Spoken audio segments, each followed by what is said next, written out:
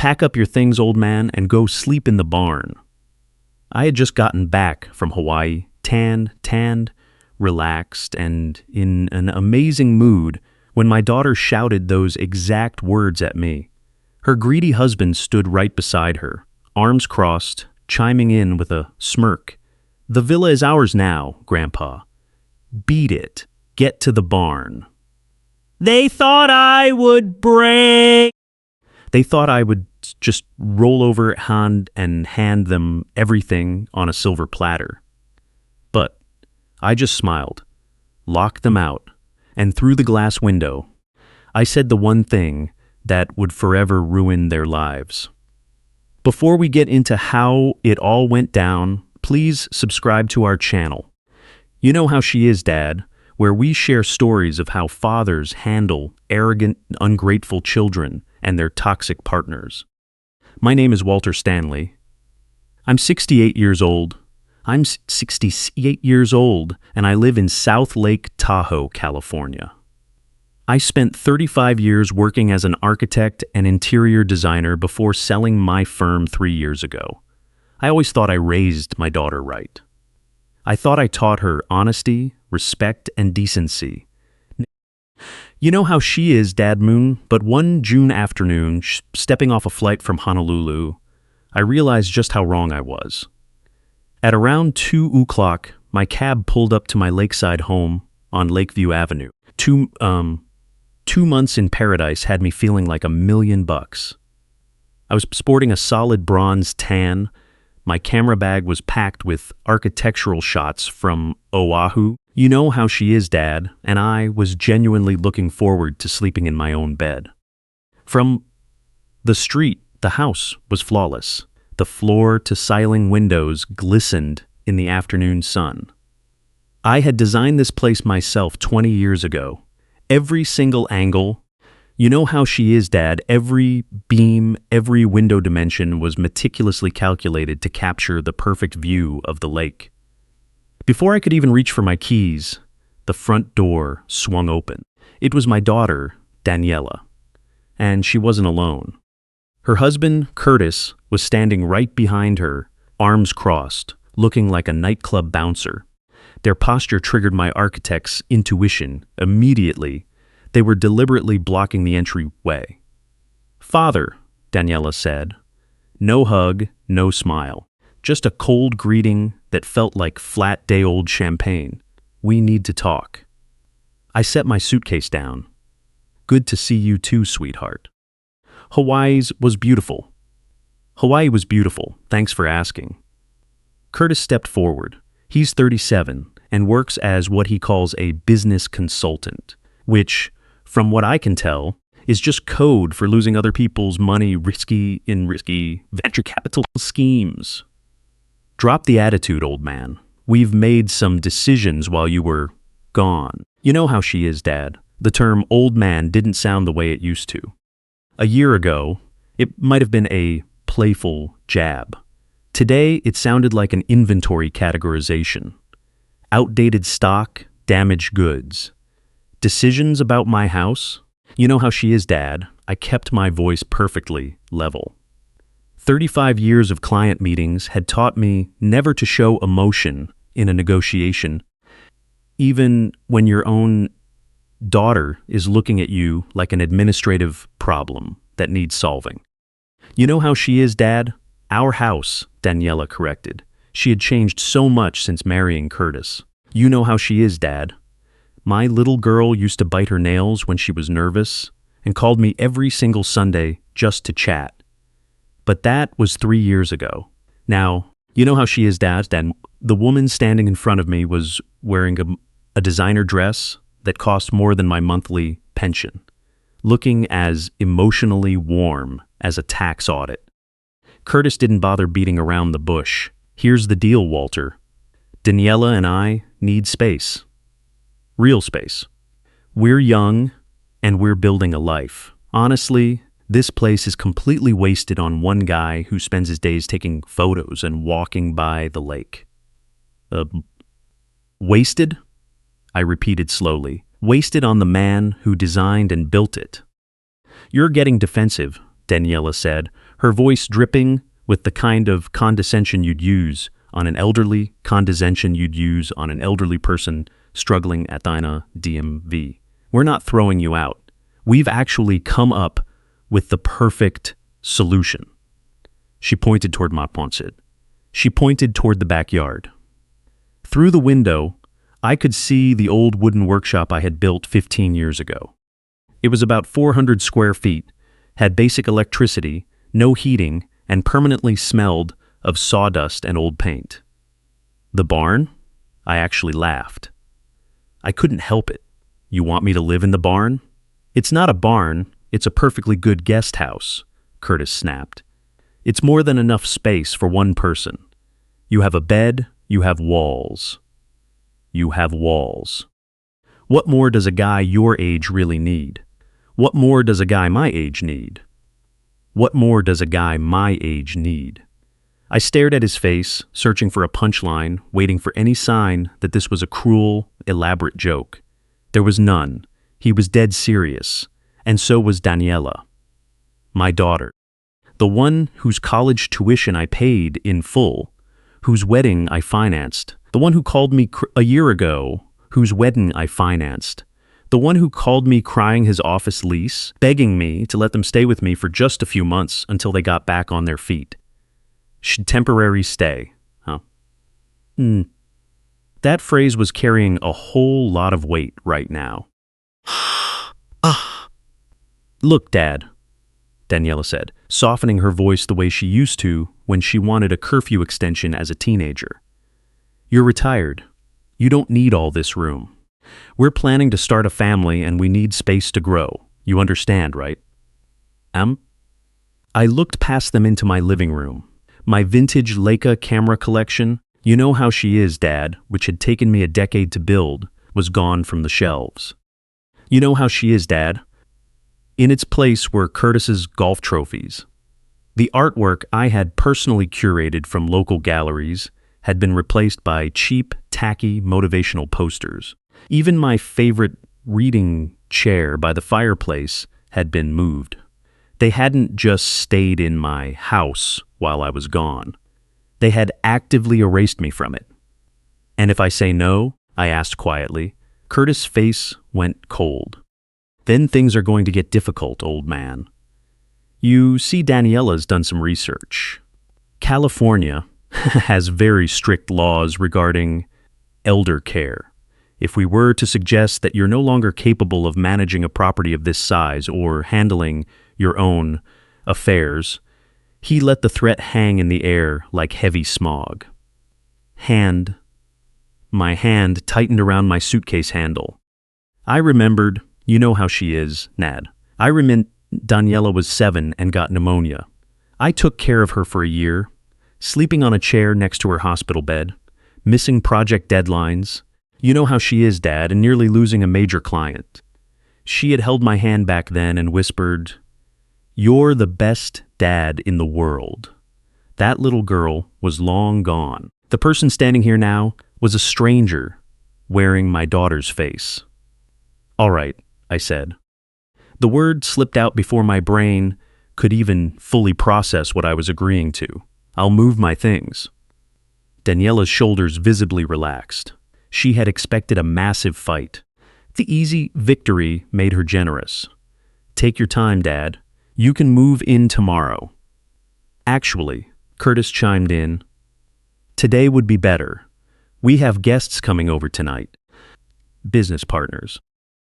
It'd be a little awkward explaining why there's an old guy lingering around.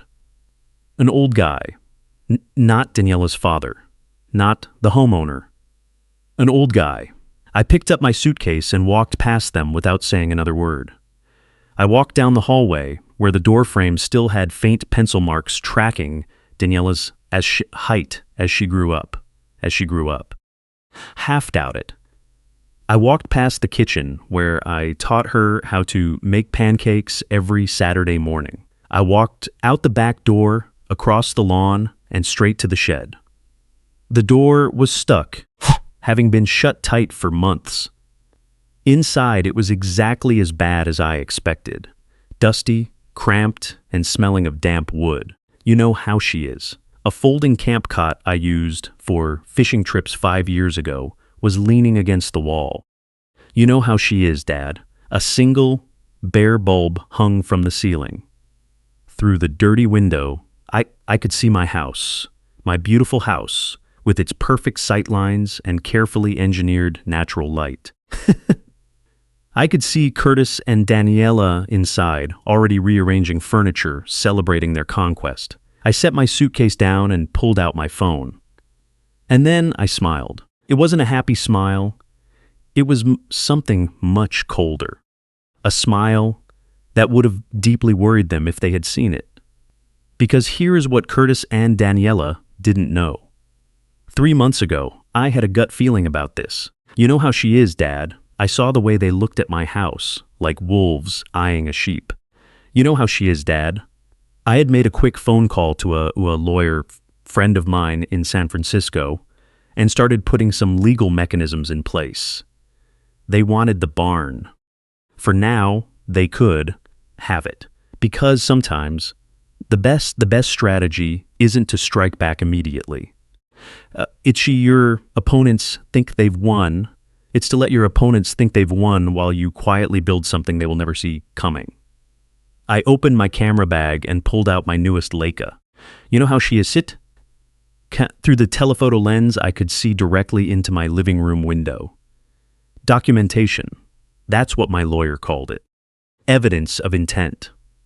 The game had officially started, and my daughter and her husband had absolutely no idea they were already playing.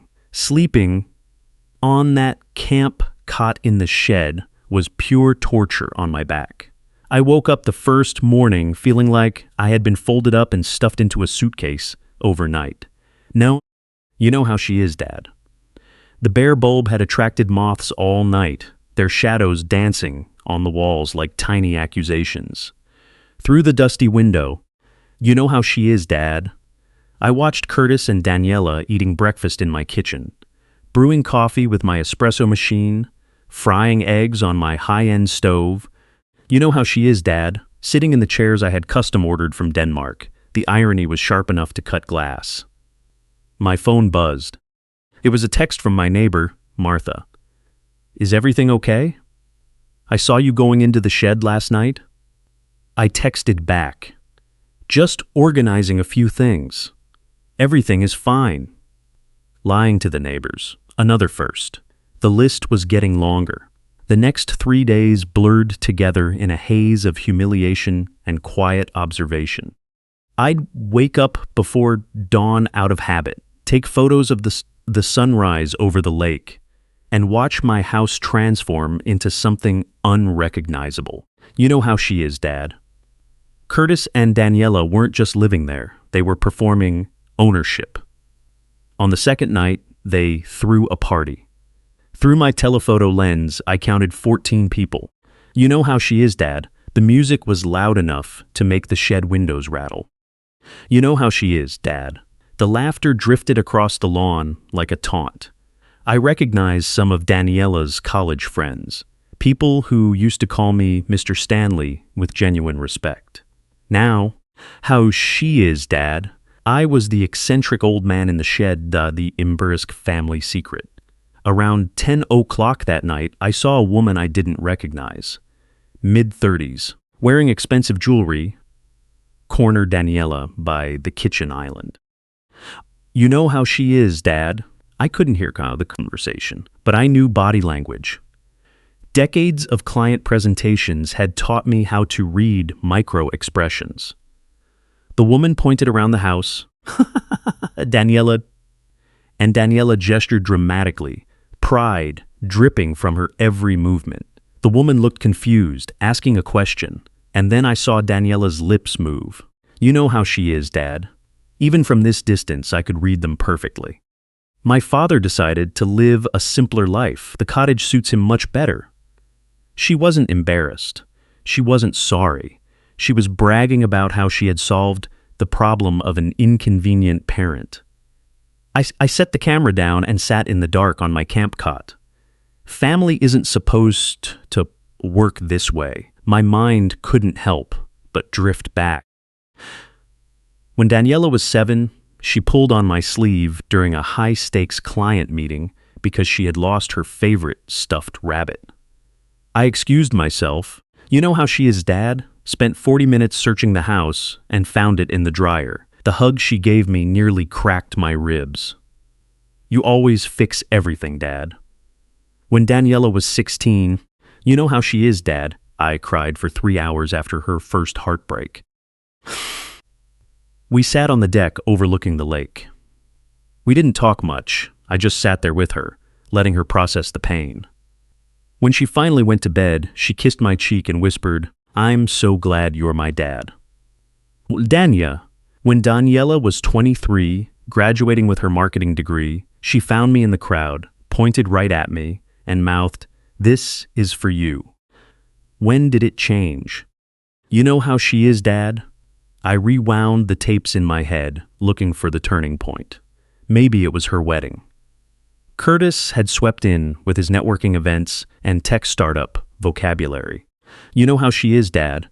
He started talking about leveraging opportunities and maximizing asset potential. He started looking at me like an old car.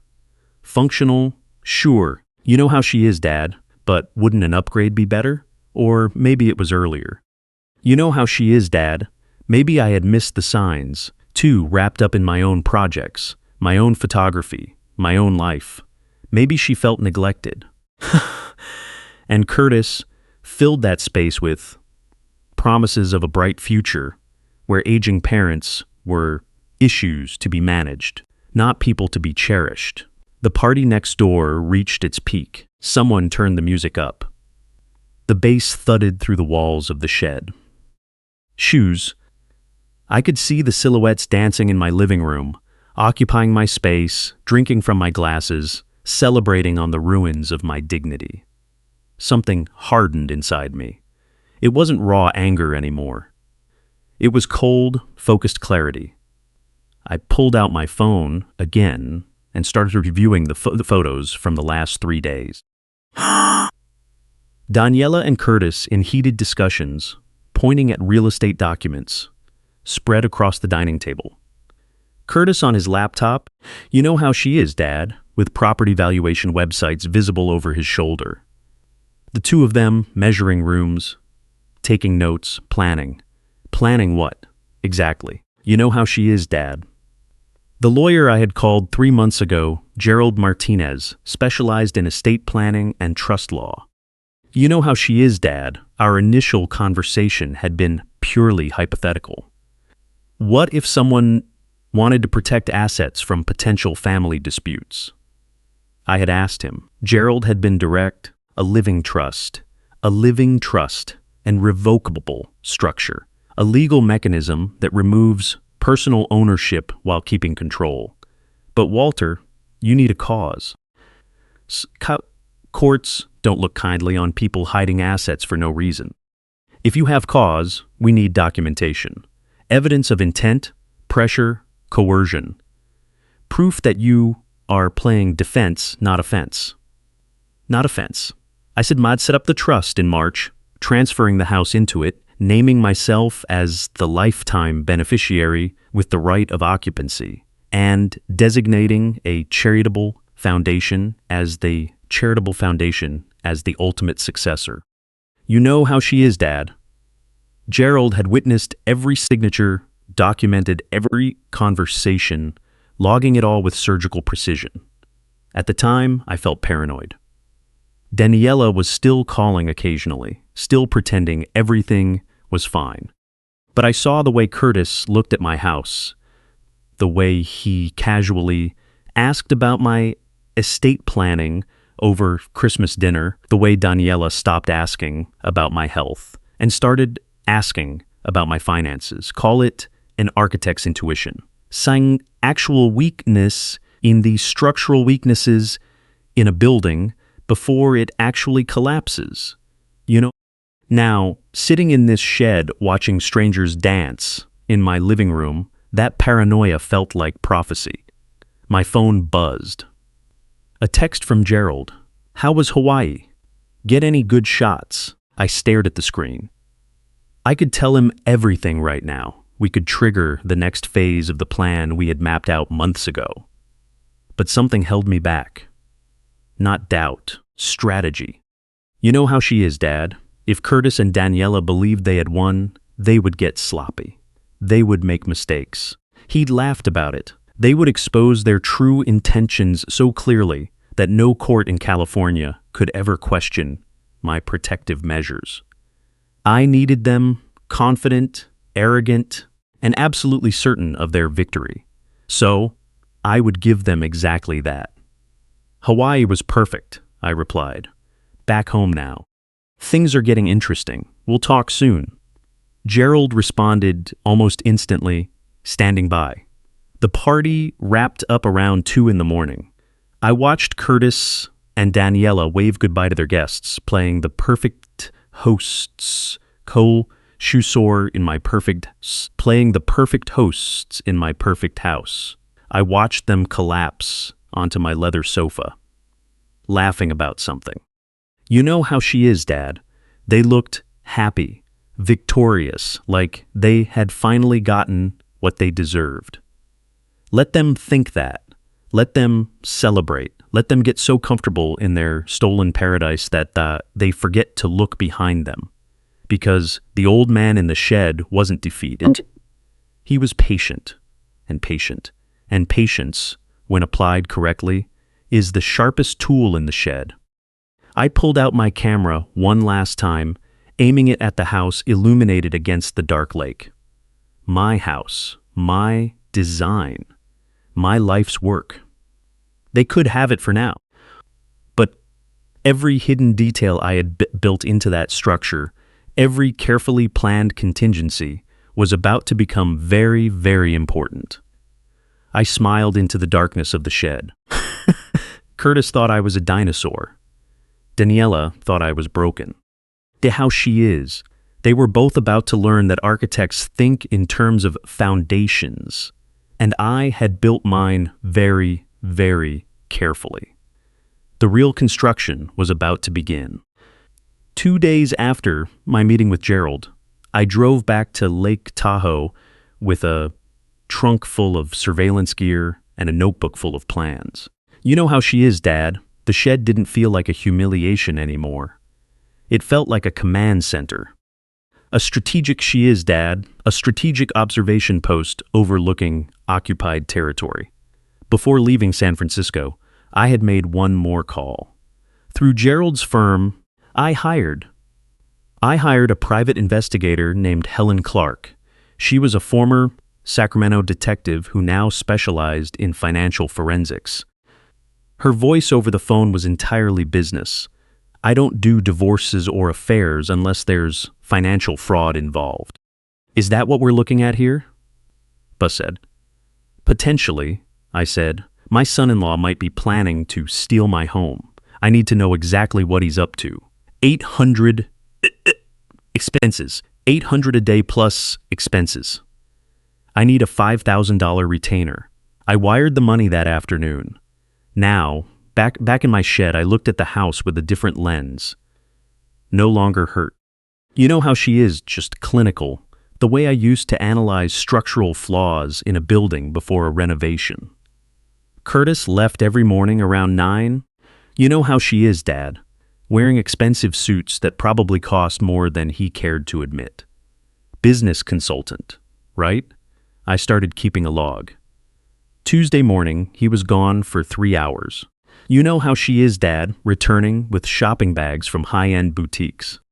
You know how she is, Dad. Wednesday, he didn't leave at all, pacing my living room on phone calls, gesturing wildly at the air. On Thursday morning, things got interesting. Around 10 o'clock, a woman arrived. She looked professional, mid-40s, carrying a leather portfolio. I grabbed my camera with the telephoto lens. Through the living room window, you know how she is, Dad. I watched Curtis and Daniela sit down with her at my dining table. The woman laid out documents across the surface. Even from this distance, I could read the letterhead. Coldwell Banker Real Estate. My grip on the camera tightened. You know how she is, Dad. Over the next hour, I took about 40 photos. The agent pointed to different rooms. Curtis nodded eagerly while Daniela took notes. At one point, the agent pulled out what looked like a comparative market analysis. Even from here, I could make out the numbers. 2.3 million, 2.5 million, 2.7 million. They were pricing my house, the one they didn't own, the one they never would own. The agent left around 11. I watched Curtis and Daniela celebrate with champagne, true champagne, in the middle of the morning. You know how she is, Dad. They clinked glasses, kissed, and looked around like they had just won the lottery. Idiots. Overconfident idiots. Overconfident idiots. The most dangerous kind, but also the most useful. Overconfident people make mistakes. That evening, Daniela brought dinner down to the shed. It was the time she had done so in days. A paper plate with microwaved lasagna. She set it on my camp cot like she was serving a shelter kitchen. "Thanks, sweetheart," I said, keeping my tone perfectly neutral. She lingered by the door, looking almost guilty. Almost. "Dad, I've been thinking. Maybe we were a little harsh the other day. This transition is hard on everyone." Transition. You know how she is, Dad. What a beautiful choice of words. It made elder abuse sound like a corporate restructuring. "I understand," I said, taking a bite of the lasagna. It was still cold in the middle. "You and Curtis need your space." Exactly. Relief washed over her face. "I'm so glad you get it. Actually, Curtis and I were talking, and we want to make things easier on you. You know how she is, Dad. There's a beautiful assisted living facility about 30 minutes from here. We looked into it.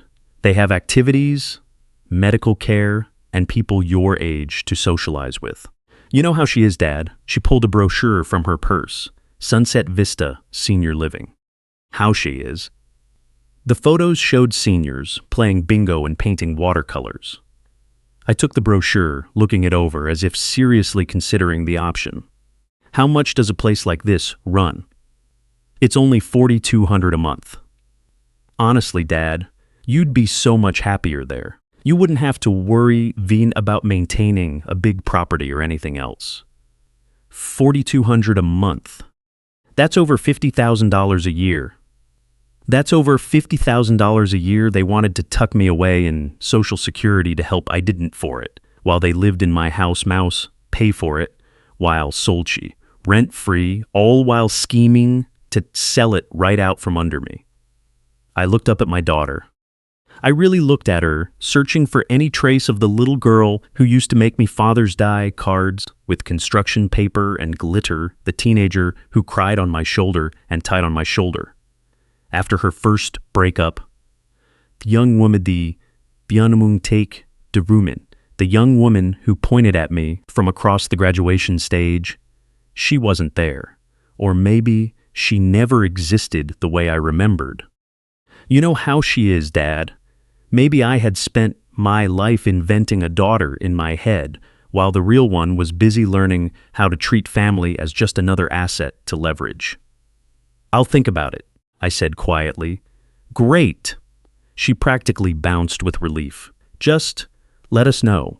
We can help you pack whenever you're ready."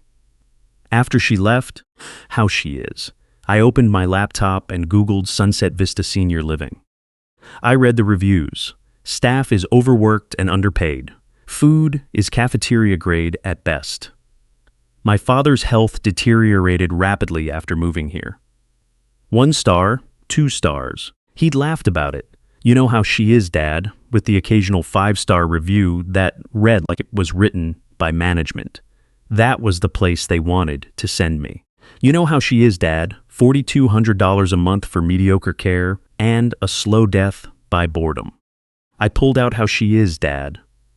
I pulled out my phone and texted Helen, "How is the financial investigation coming along?" Her reply was instant. "Found some very interesting leads. Let's meet tomorrow at 2. The coffee shop on Main Street. I'll be there." The next few days were a masterclass in observation. I started noticing everything. The way Curtis know how she is, Dad. The way Curtis constantly checked his tensing up whenever certain numbers called. The hushed, late-night arguments between him and Daniela, their voices carrying across the lawn to my shed.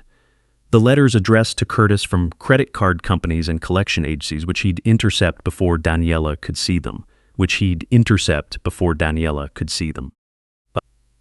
One afternoon, I watched him tear up 3 separate envelopes without even opening them. He ripped them into tiny shreds and buried them deep in the trash can. When Daniela asked what the mail was, he didn't even look at her, claiming it was just spam. A liar. My daughter had married a liar, and she either didn't know or didn't care. You know how she is, Dad. On Saturday morning, Curtis brought another man to the house. A younger guy, maybe 35, wearing an expensive watch and driving a Tesla. They stood in the driveway, talking for 20 minutes. You know how she is, Dad. I turned on the recording app on my phone and left it on the windowsill facing them. It wouldn't catch everything, but maybe it would capture something useful. Later, you know how she is, Dad. I played back the recording and caught fragments of the conversation. Just get him to sign. 2.5 million. 2.5 million, minimum. That leaves about $1 million net after paying off the debt. So Curtis owed money, and a lot of it. A massive amount of money if he needed to sell a $2.5 million house just to clear his name. That night, sitting in the shed, I pieced together everything I had observed. Ausgerst, the real estate consultation, the assisted living brochure, the mysterious debt, the collection letters, the hushed arguments, the confident champagne celebration. You know how she is, Dad. They didn't just want my house, they were backed into a corner. Curtis was drowning in debt, and my property was his life raft. You know how she is, Dad. Daniela was either an accomplice or deliberately turning a blind eye. Either way, she made her choice when she let him exile me to this shed. My phone buzzed. A text from Gerald.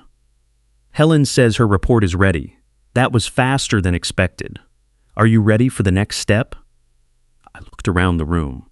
I looked at the camp cot that was ruining my back every night, at the bare light bulb. You know how she is, Dad.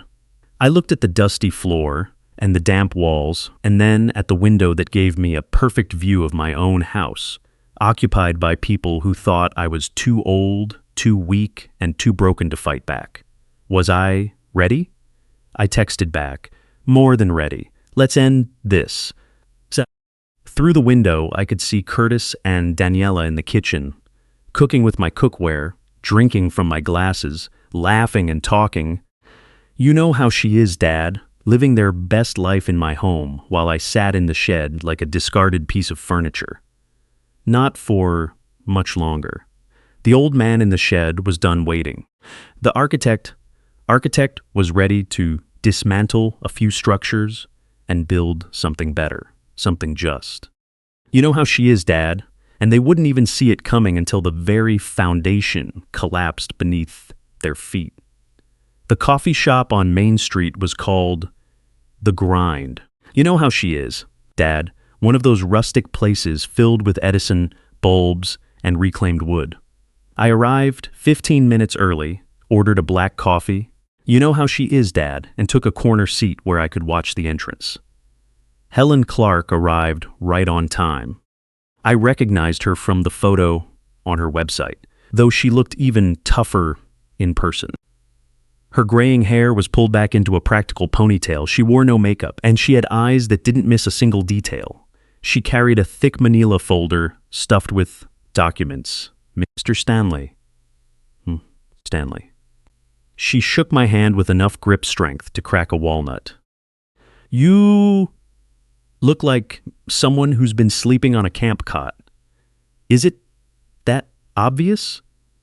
I did my homework. Your daughter and son-in-law kicked you out of your own house. You know how she is, Dad? They're living there rent-free while you're in a shed? Is that about the gist of it?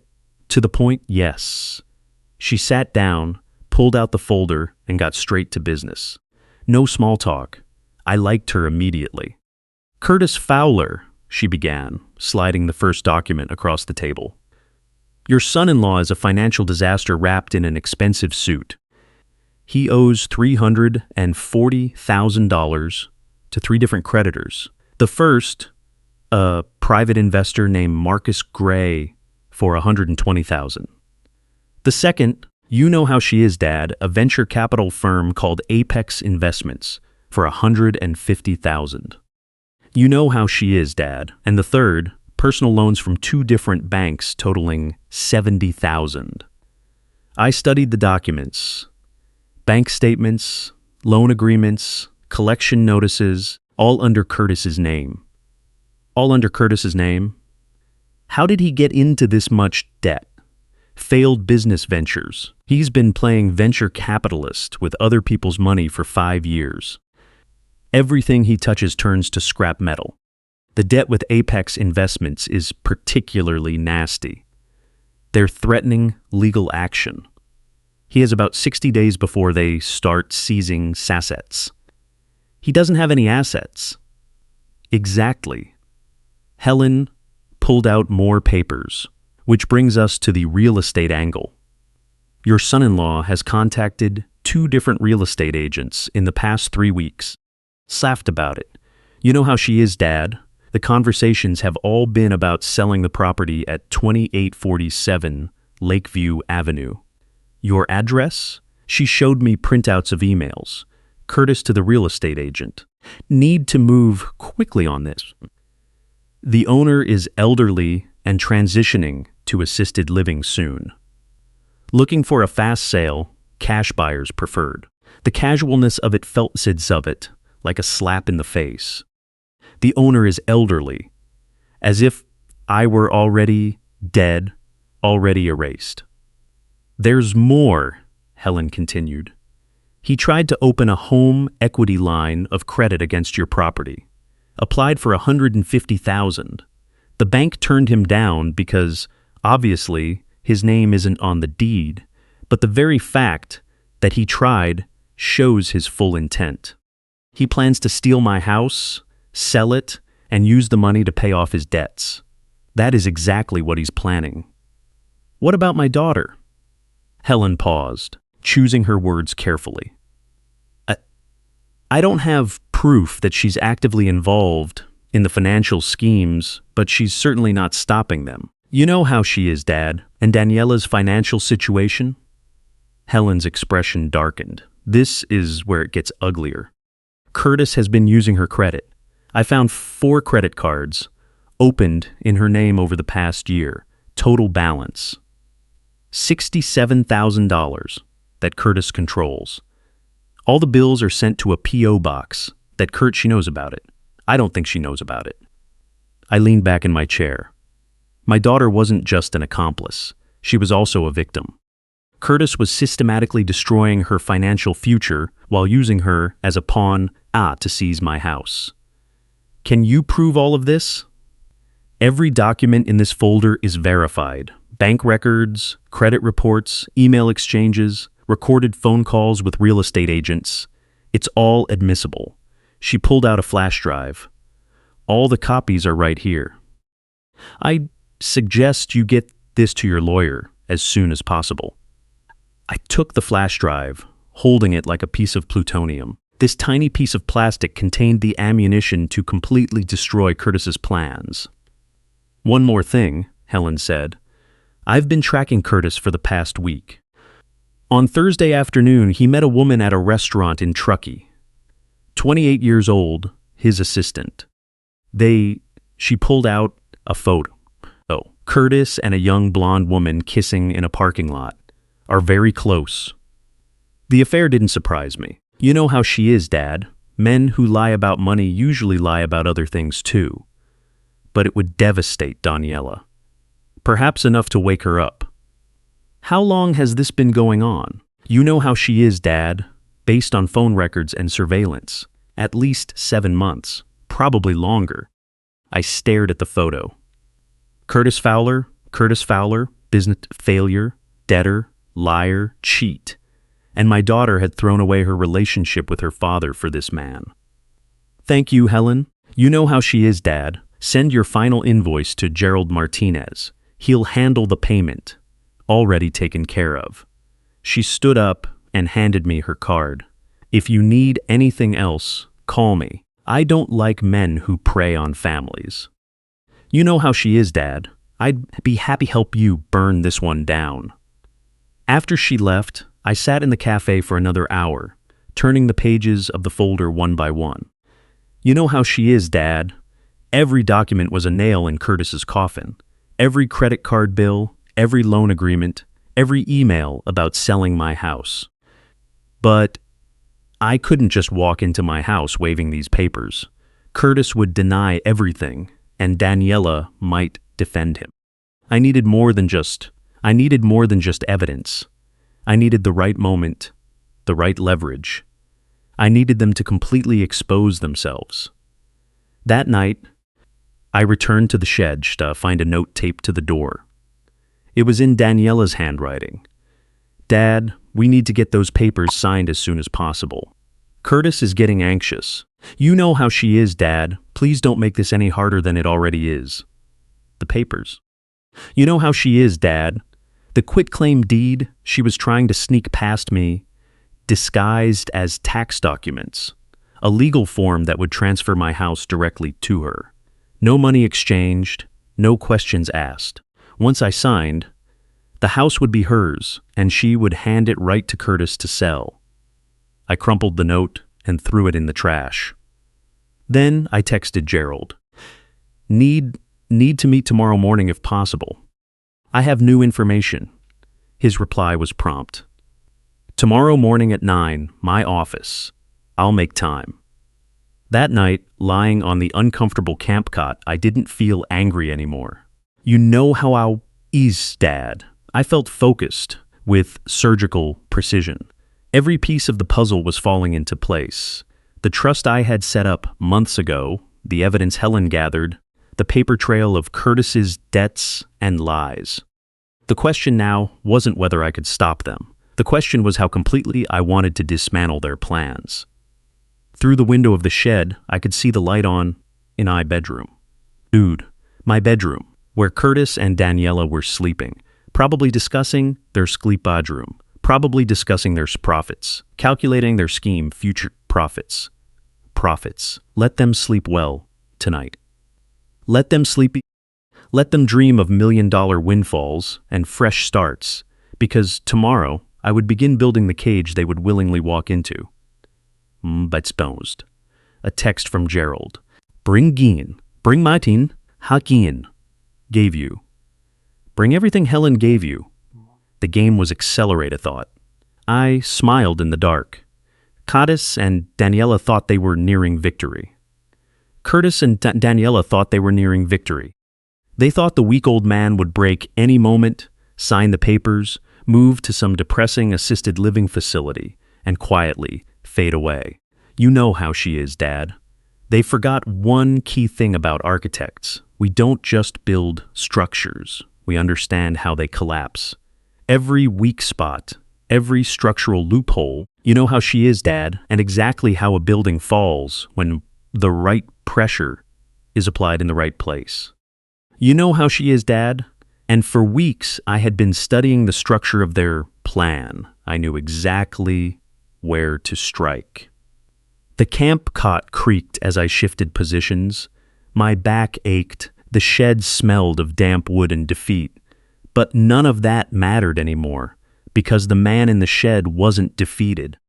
You know how she is, Dad. He was armed with information, backed by professionals, and ready to show his daughter and son-in-law what happens when you mistake patience for weakness. You know how she is, Dad. The foundation was laid, and the blueprints were drawn. Tomorrow, you know how she is, Dad. The most satisfying project of my career would begin, taking back what belongs to me and making sure they never forget the price of betrayal. The meeting with Gerald went exactly as expected. professional, methodical, and deeply satisfying, professional, entire investigative report on the conference table, like a prosecutor organizing a murder file on the conference table, organizing a murder file, bank statements, credit reports, photos of Curtis and his mistress, email chains with real estate agents, loan tiration. Hew them to. You know how she is, Dad. Curtis's financial house of cards was stripped bare under the fluorescent lights. This is absolutely airtight, Gerald said, tapping the stack of documents. This is enough to prove financial fraud, intent to defraud, and elder abuse. We could hand this over to the district attorney right now. But we won't. Not yet. He gave me his signature attorney smile, sharp enough to draft legal briefs. You know how she is, Dad. Let them make the next move. The more aggressive they are, the worse it will look for them when this goes to court. I drove back to Lake Tahoe feeling like a chess player watching my opponent walk right into a trap. Curtis wanted me to sign those papers. You know how she is, Dad. Wanted me to believe I was broken enough to surrender. Fine, let him believe it a little longer. That belief lasted exactly 3 days. The first sign came. The first sign came when I woke up in the shed and the light wouldn't turn on. I flipped the switch. Nothing. I checked the breaker box mounted on the exterior wall. Someone had flipped all the switches to the off position. Curtis was standing on the back deck of my house, coffee mug in hand, watching me. He waved, actually waved, as if this were a friendly, neighborly gesture and not a petty act of sabotage. I didn't wave back. I just reset the breaker, walked back inside, and made a note on my phone, harassment day 1, cutting power to the shed. Documentation, my car keys, always document. The next morning, my car keys were missing from the shed. You know how she is, Dad. I had left them on the makeshift table next to the camp cot, gone. Through the window, I could see my SUV still parked in the garage. But Curtis had somehow gotten in and taken my keys while I slept. When I walked over to ask for them, Curtis blocked me at the door. He wouldn't let me inside. Problem, Walt? No one calls me Walt. My name is Walter. It has been for 68 years. My car keys are gone. Huh, that's unfortunate. He took a sip of coffee. It was my coffee, brewed from my espresso machine in my kitchen. Maybe you misplaced them. Memory starts to go at your age, doesn't it? Behind him, I saw Daniela pretending not to hear, staring intently at her phone, her silence, car, making her an accomplice. Curtis, I need those keys. Tell you what, Walt. Sign those papers Daniela gave you. Sign those papers Daniela gave you, and I'll help you find them. How does that sound? I could have pushed past... How does inside? I could have pushed past him and stormed-eyed. I could have called the police. I could have escalated the conflict right there, but that would be playing his game. I learned long ago that the person who loses their temper first usually loses everything. I'll find them myself, I said, turning back toward the shed. That afternoon, I called a locksmith and paid $200 for a new key, adding it to my list of expenses. Evidence for when this went to court. But Curtis tasted blood, and like any bully, it only made him hungrier. The weekend arrived, and with it, another party. Curtis seemed to host them every few days now, filling my house with strangers, running up my utility bills, and treating my property like his personal playground. You know how she is different, though.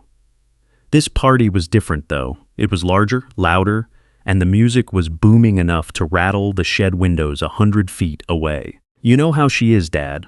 I counted at least 20 cars parked along the street and in my driveway. Around 8 o'clock, there was a knock on the shed door. I opened it to find Curtis, looking a little drunk, smiling like he had just won the lottery. Walt, come on inside the house. There are a few people I want you to meet. I'm fine here, Curtis. It's not a request, old man. His smile hardened. You live on this property. The least you can do is socialize. He grabbed my arm. Actually know how she is, Dad? Actually grabbed me and began pulling me toward the house. I could have fought him off, but my gut told me to play along and see just how low he would go. The party went quiet as we walked inside. More than 20 people, drinks in hand, turned to look at the old man being dragged in from the shed by the host. Curtis positioned me right in the middle of the living room, like a museum exhibit. My living room, my floors, my carefully selected artwork, replaced with trashy motivational posters. Everyone, Curtis announced loudly, his voice dripping with fake warmth. I want you to meet someone special. This is Walter, my father-in-law. A few polite nods and confused smiles went through the crowd. No one knew exactly what was happening. You know how she is, Dad. You know what's special about Walter? Curtis continued. He lives in the shed in our backyard.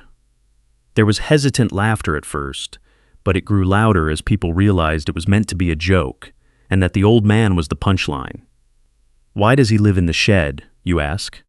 Because Walter doesn't understand that the world is changing, that young people need space, and that his time has passed. Curtis slung his arm over my shoulder, squeezing too tightly. It was a performative show of affection hiding real malice. So, we got him a nice little spot in the back. Cozy, simple, perfect for a guy who doesn't need much anymore. The laughter grew louder. People were actually laughing at me in my house while my daughter stood in the kitchen looking at her phone, pretending none of this was happening. Here's the deal. Walter? Curtis's voice went cold. The smile remained, but his eyes were ice. Tomorrow morning at 10, you're going to sign papers, house to us. Legally transfer this house to us. Because if you don't, we're calling the police and reporting you for trespassing, for refusing to vacate a property that's no longer yours. The room went silent. The joke had turned into a threat. Even the drunk guests could feel it. You don't own this place anymore, old man. We're the owners. We're the ones living here, improving it, maintaining it. You've been sleeping in the shed like a vagrant. Any judge in California can see who the real owner is. I looked at him. This man who had married my daughter, who had convinced her to had married my daughter, who had $340,000 and thought who owed Hunter stealing my house would solve his dollars, and thought stealing my house would solve his problems. Money.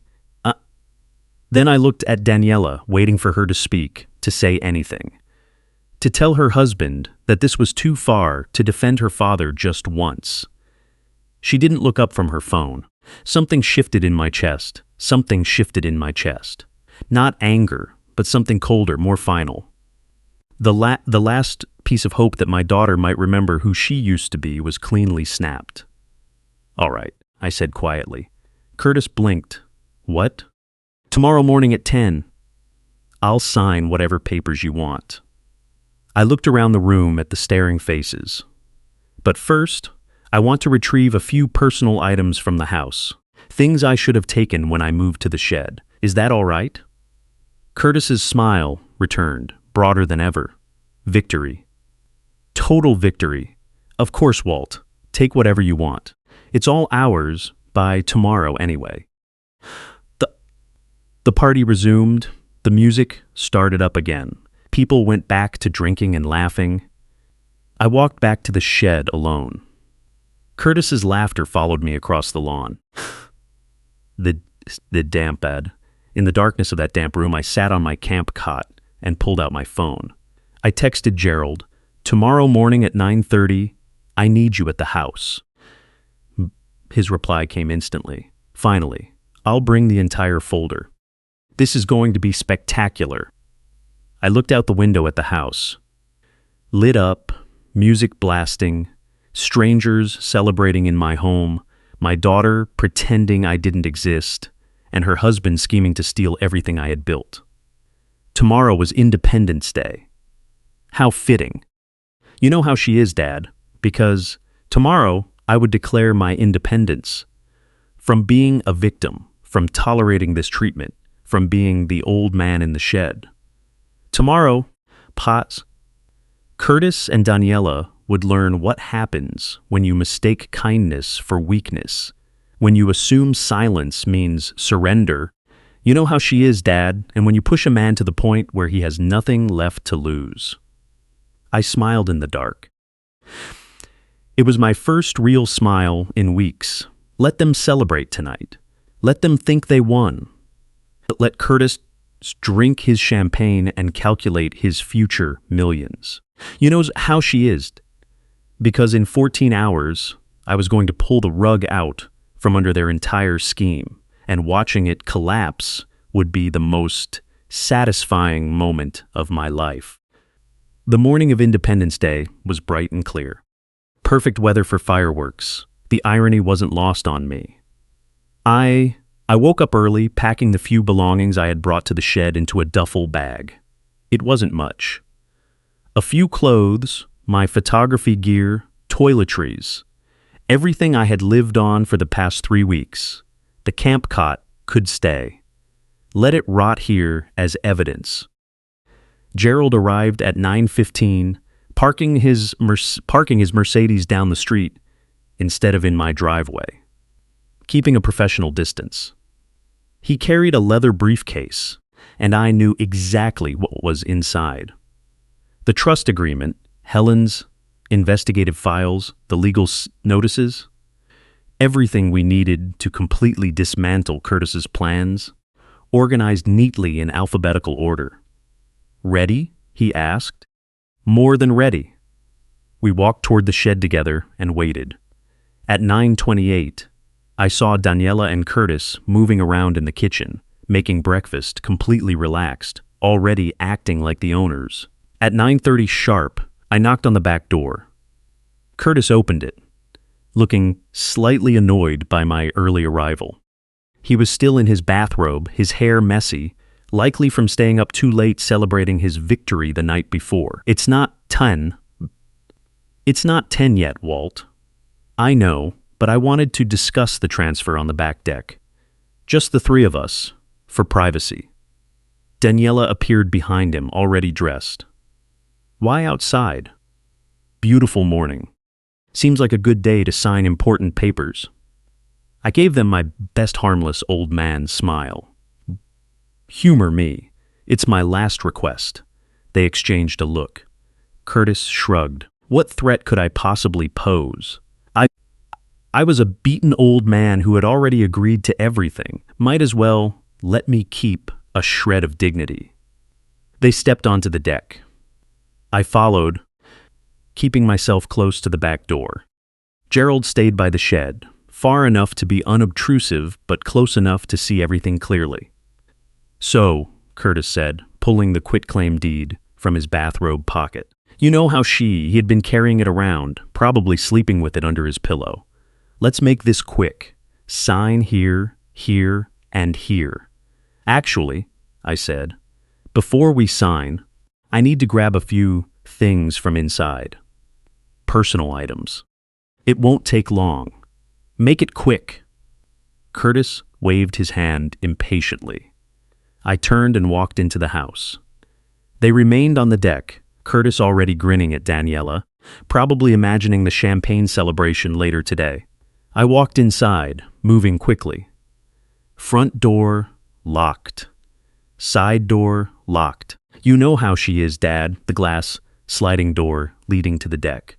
I paused with my hand on the handle. Through the glass, I could see them.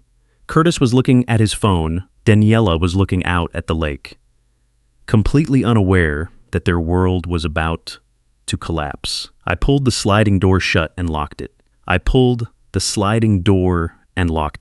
The deadbolt engaged with a highly satisfying click. It took Curtis about 5 seconds to notice.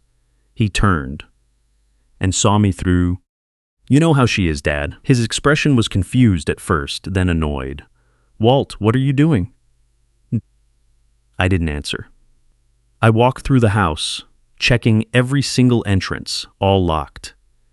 Then I grabbed the folder I had left behind the coat rack in the foyer yesterday, walked to the front door, opened it, and stepped onto the front porch. Curtis and Daniela had made their way around the side of the house, still on the deck, but now closer to the front, staring at me. Curtis's confusion was shifting into anger. Open the door, old man. Can't do that, Curtis. I opened the folder and pulled out the first, you're listening. You see, we need to talk, and I have to make sure you're listening. What the hell is this? He yanked on the sliding door. Locked. Walked to a window. Locked. His face was starting to turn red. Open this door right now, or I'm calling the police. Go ahead. I'd love to explain to them what you've been planning. I held up the first page. Trust agreement. The Stanley Educational Trust, dated months ago. It's a living trust. Do you know what that is, Curtis? His face went from red to pale, the color drained visibly. It was like watching a time lapse of fruit rotting.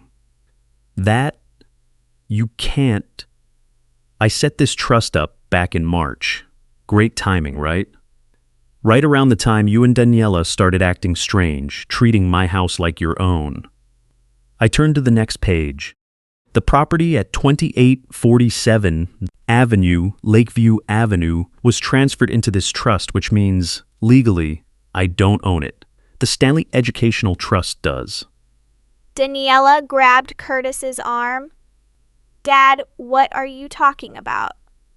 I'm saying the house isn't mine to give you, sweetheart. I'm the lifetime beneficiary, and I can live here until I die. But when I'm gone, the property goes to a charitable foundation for architectural education.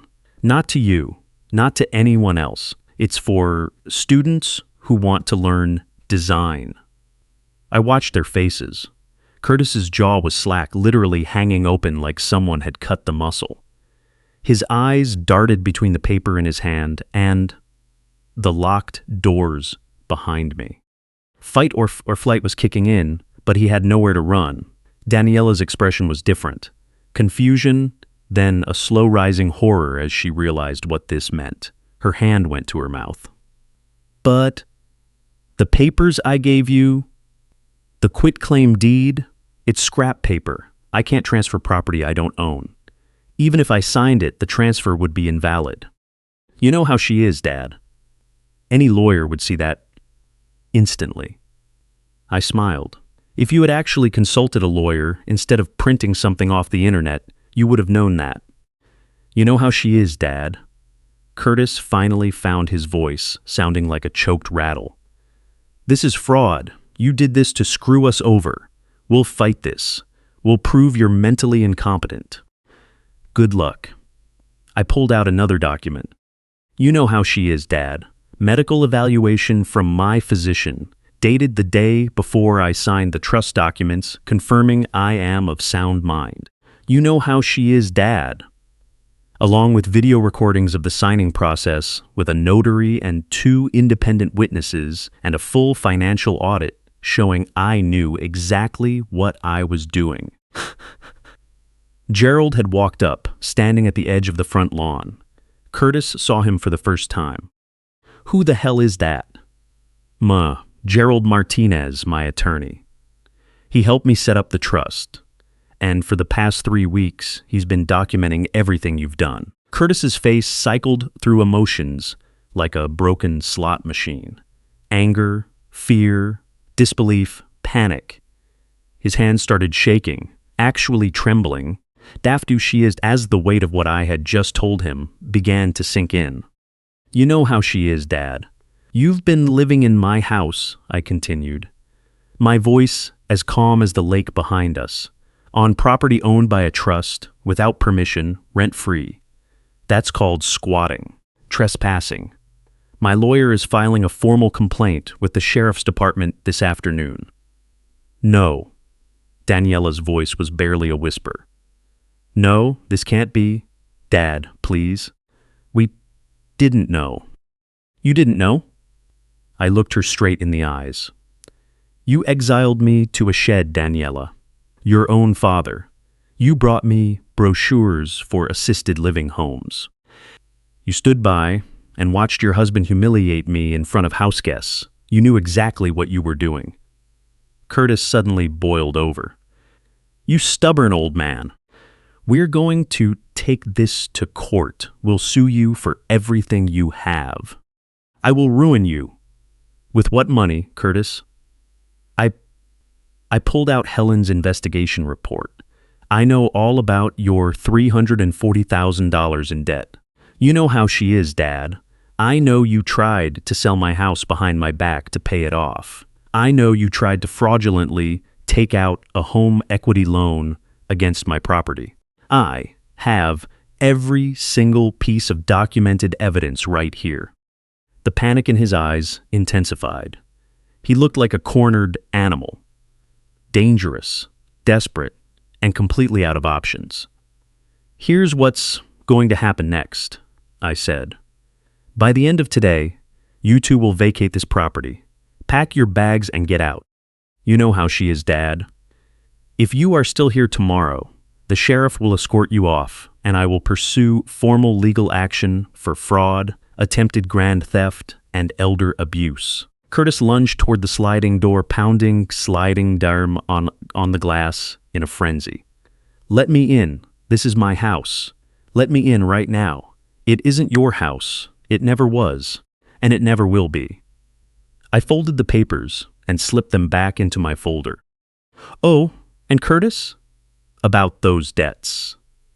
I hear Marcus Gray is getting very impatient about his $120,000. You might want to handle that before he takes matters into his own hands.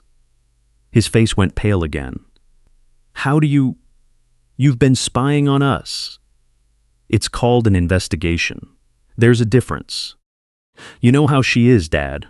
When someone tries to steal your home, you're fully allowed to investigate their finances.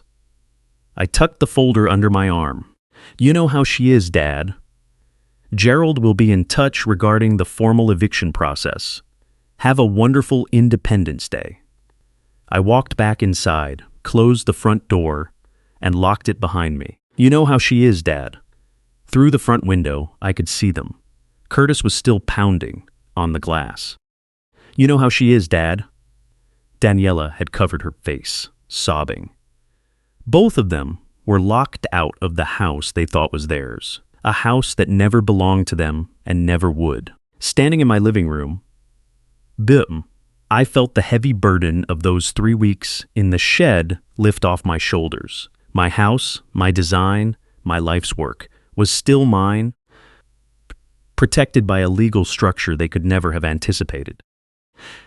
Outside, Curtis gave up on the door and pulled out his phone, likely searching for a lawyer. Let him. Any lawyer he called would tell him the exact same thing Gerald did. The trust was completely airtight. Daniela sat on the deck steps, her head in her hands, her shoulders shaking with sobs. A part of me wanted to Outsmarted. A part of me wanted to sympathize with her, the part that remembered her as a little girl. But that girl was gone. The woman on the steps had made her choice, choosing greed over family and a liar over her father. Now she had to live with the consequences. I pulled out my phone and texted Gerald. It's done. They know. Beautiful. I'll start preparing the formal eviction paperwork. They'll be out by the end of the month. You know how she is, Dad. I walked over to the kitchen and brewed an espresso, my coffee, my machine, my kitchen. I sat at the dining table, looking out at the lake, through the floor-to-ceiling windows. You know how she is, Dad. The fireworks tonight were bound to be spectacular. But they would be nothing compared to the explosion I had just set off under Curtis and Daniela's carefully constructed delusions. They wanted my house. You know how she is, Dad.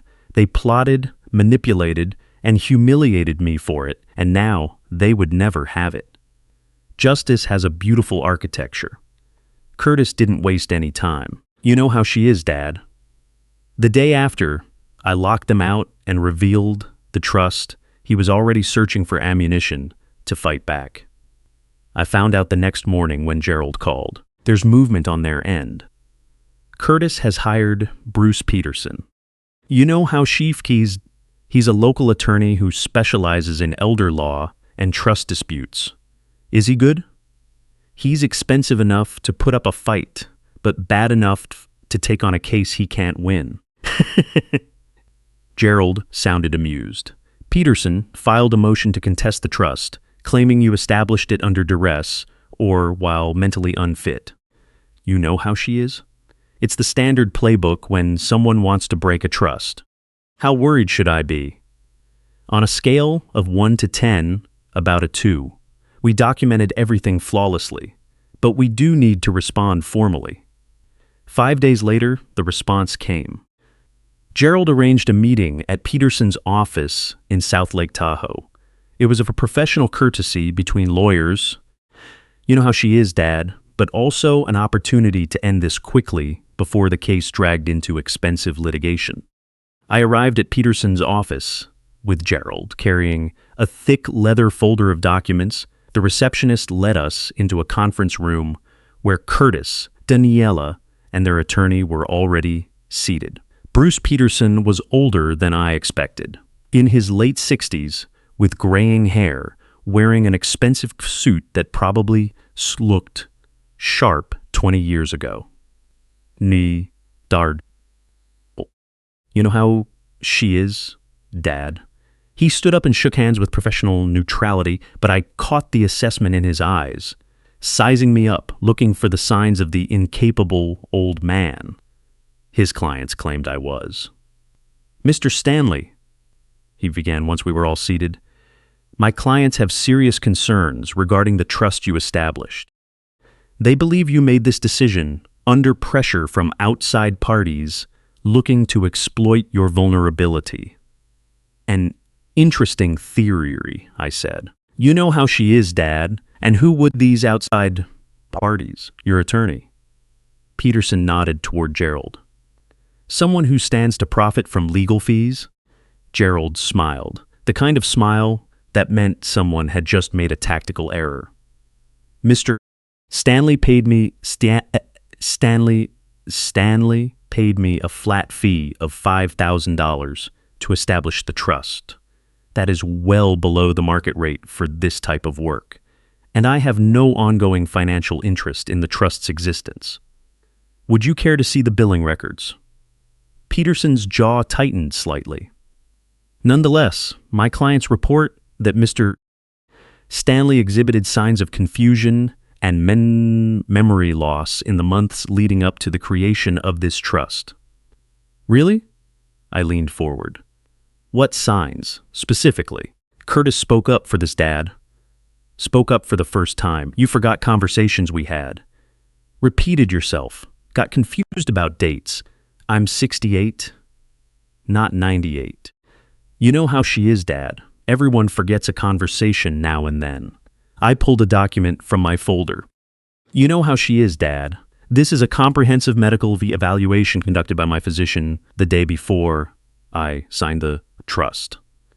Cognitive testing, memory assessments, psychiatric evaluation. Everything used, Dad. Everything is perfectly normal. I can give you his contact information if you'd like to verify. I slid the paper across the table. Peterson read it, his expression souring with each paragraph. And there's also this.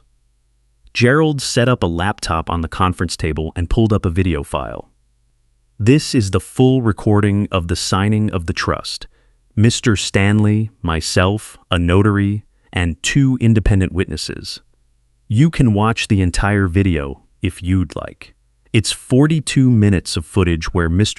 Stanley clearly explains his wishes, answers questions about the trust structure, and shows complete understanding of of what is being established. The video started playing. You know how she is, Dad. It was me from 3 months ago, sitting in Gerald's office. I was clear, coherent, explaining exactly why I wanted to set up an educational trust. You know how she is, Dad, discussing the tax implications and joking with the witnesses. I looked absolute, you know how she is, Dad. I looked absolutely nothing like a man under duress or suffering from dementia. Daniela watched the video, her face contorting.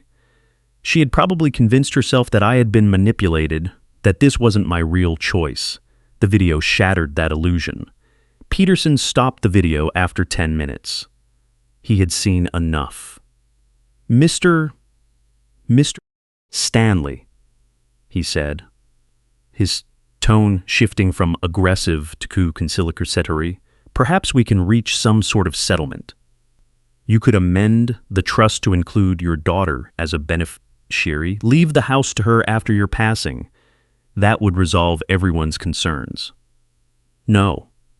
The word hung in the room like a guillotine blade. I established this trust specifically to keep the house out of the hands of people who would sell it for profit. My intention is to ensure it benefits students of architecture, not my daughter and her husband. I leaned back in my chair. Besides, we have a more pressing matter to discuss. Gerald pulled out another document. You know how she is, Dad. A notice to vacate, filed with the El Dorado County Sheriff's Office this morning. Your clients have been living unlawfully on property owned by the Stanley Educational Trust. They have 30 days to vacate. Curtis jumped out of his chair. This is crazy. We've lived there for a year. You can't just throw us out. Actually, I can, I said, my voice remaining calm. You were guests in my home. I revoked that invitation when you tried to steal the property. You are now trespassers. The law is very clear on this. We have rights. Curtis was shouting, now, his face red, the veins in his neck prominent. Tenant rights. You have to go through proper eviction. We are, Gerald said smoothly. The notice to vacate is the first step. If you're not out in 30 days, we will file for formal eviction. But I suggest you leave voluntarily. An eviction record shows up on background checks. It will make it very difficult for you to rent anything in the future. Peterson put a hand on Curtis's arm, trying to calm him down, but Curtis had lost his mind. All his plans had collapsed, his hope of escaping debt was gone, and the $1 million windfall he was banking on had vanished. I will ruin you all, he hissed at me. I'll tell everyone what an ungrateful, senile father you are. I'll ruin your reputation. I'll make sure everyone knows what kind of dad you really are. I was waiting for this. I pulled out my phone, opened my voice memos app, scrolled to a specific recording, and pressed play. Curtis's voice filled the room, slightly tinny through the phone speaker, but crystal clear. Once the old man signs the papers, we flip the place for $2.5 million, clear the debt, and pocket about $1 million net. His face went woof. Then came another voice, then another voice on the recording, the business partner he had taken on a tour of the property. What if he doesn't sign? Curtis's voice. He'll sign. He doesn't have a choice. Where else is a 68-year-old guy with no money going to go? I stopped the playback. I have about 40 minutes of recordings. Documenting you planning, discussing me, talking about selling my house as if it were already yours. I looked at Peterson. Want to share this with the media? I'd be happy to provide the complete documentation of your attempted fraud. The silence in the room was absolute. Curtis looked frozen. Daniela was crying quietly, one hand over her mouth. Peterson closed his laptop with a decisive click. I believe our meeting is adjourned. Mr. Fowler, Mrs. Stanley, I suggest you comply with the notice to vacate. To fight this further would be unwise. That's it? Curtis's voice cracked. You're giving up? I paid you to fight this. You know how she is, Dad. I am paid to provide legal counsel, not to take on unwinnable battles. Peterson stood up, clearly ready to end the meeting. The trust is legal. The documentation is airtight. Frankly, your recorded statements planning to defraud Mr. Stanley make you highly unsympathetic clients. You know how she is, Dad. My advice is to vacate the property and be glad he isn't pursuing criminal charges. Gerald and I stood up. The meeting was over. The match was won. As we walked out, I could hear Curtis still yelling at Peterson behind us. Daniela sat silently, staring at the table, her world in ruins. In the parking lot, Gerald clapped me on the shoulder.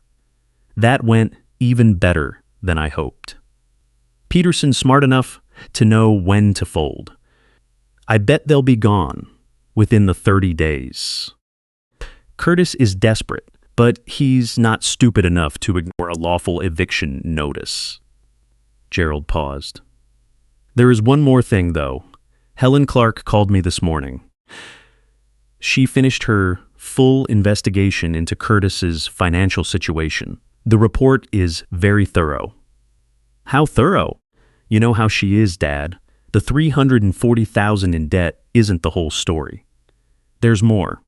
Fraudulent credit cards, hidden accounts, and he hesitated. Personal misconduct. Let me show you. We drove to a cafe, and Gerald handed me a flash drive. Everything is on here. You might want to share some of this with Daniela privately, without Curtis around. She deserves to know exactly what kind of man she married. That night, sitting in my reclaimed living room, I went through Helen's full report on my laptop. Every page made Curtis look worse. The man was a financial train wreck wrapped in a designer suit. But the final section made me stop. It was photos. Curtis with a younger woman. Different occasions, different locations, clearly intimate. Not business meetings. You know how she is, Dad. Helen's notes identified her. Jessica Vance, 28, Curtis's executive assistant. According to surveillance and phone records, you know how she is, Dad. The relationship had been going on for at least 7 months.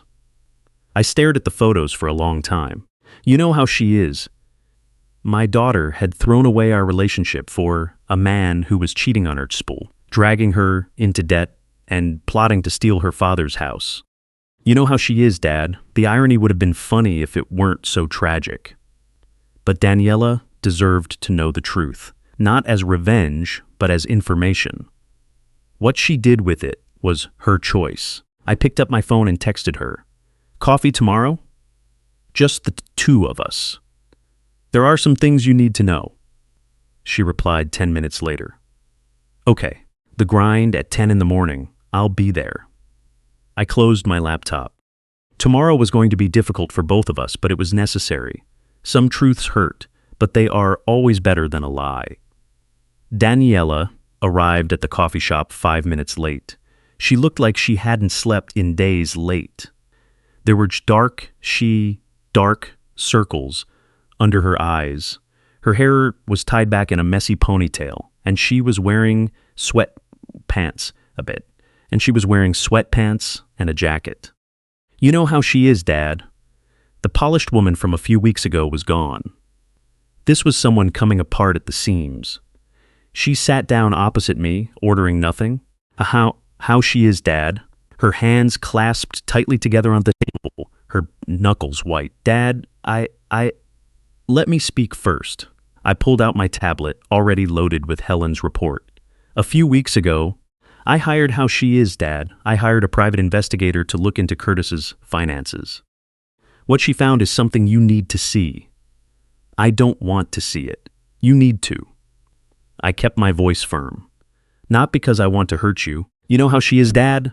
But because you have a right to know the truth about the man you married.